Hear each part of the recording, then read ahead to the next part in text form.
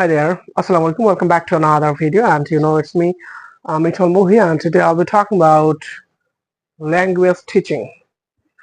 So at first, I hope all of you are doing really great. I'm fine today. So let's get started. আমি একজন ইংরেজি learner হিসেবে যদিও আমি খুব ইংলিশে বেশি স্কিলড না, বাট আমি ইংলিশ শেখার জন্য যথেষ্ট সময় দেই এবং এখনো সময় দিচ্ছি। এই ইংরেজি শিখতে গিয়ে বা ইংরেজি পড়তে গিয়ে আমার একটা এক্সপেরিয়েন্স আপনাদের সঙ্গে শেয়ার করি আজকে। সেটা হচ্ছে যে আমি ছোটবেলা থেকে ইংরেজি শিখে আমি যখন ছোটবেলা থেকে ইংরেজি শেখা শুরু করেছি, তো আমি ছোটবেলায় দেখতাম যে টিচার আমাকে প্রচুর গ্রামার রুলস পড়াতো। রুলস পড়ে আমাকে আসলে মানে বোঝানোর ট্রাই করা হতো যে এটাই ইংলিশ, এভাবে ইংলিশ শিখতে হয়। তো আমি এই বিষয়টা যখন এখন ভাবি, তো দেখি যে না, আসলে শুধুমাত্র গ্রামাটিক্যাল রুলস মুখস্থ করে যে ইংলিশ হবে তা নয়।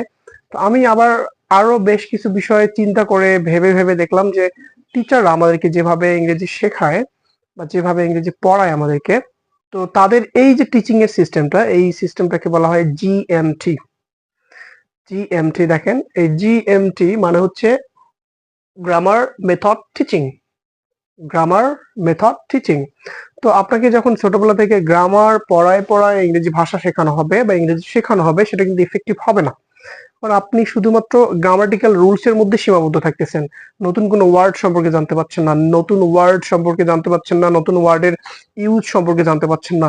দেখেন, আপনাকে এখানে ইংরেজি পেতে হলে, ইংরেজি বুঝতে হলে প্রচুর ভোকাবুলারি সমৃদ্ধ হতে হবে এবং সেই ওয়ার্ডগুলোর প্র্যাকটিক্যাল ইউজ আপনাকে জানতে হবে। প্র্যাকটিক্যাল ইউজ জানতে হবে। একটা ওয়ার্ডের আপনি সারাদিন যদি 20টা ওয়ার্ড শেখেন ইংরেজি, 20টা ওয়ার্ডের প্র্যাকটিক্যাল ইউজগুলো আপনাকে শিখতে হবে। আর প্র্যাকটিক্যাল ইউজগুলো শেখার জন্য আপনাকে ডেফিনেটলি রেফারেন্স ডিকশনারি সার্চ করতে হবে অবশ্যই। তো ভোকাবুলারি জানার জন্য অবশ্যই আপনাকে ডিকশনারি সার্চ করতে হবে। ডিকশনারি সার্চ না করে আপনি কখনোই ওয়ার্ডের মিনিং জানতে পারবেন না এবং প্র্যাকটিক্যাল ইউজগুলো জানতে পারবেন না।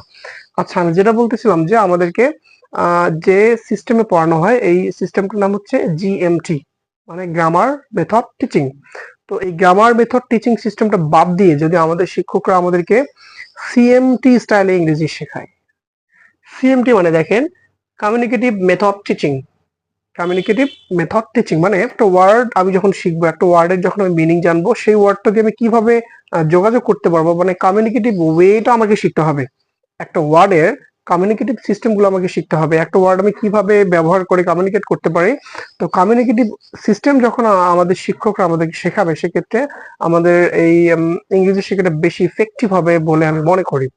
আরেকটা বিষয়, সেটা হচ্ছে গ্রামার। গ্রামার জানতে হবে। কেন জানতে হবে না? গ্রামার অবশ্যই জানতে হবে, কারণ হচ্ছে গ্রামার হচ্ছে এক ধরনের স্কিল, যেটা আপনার ল্যাঙ্গুয়েজকে নিয়ে রিসার্চ করতে সাহায্য করবে।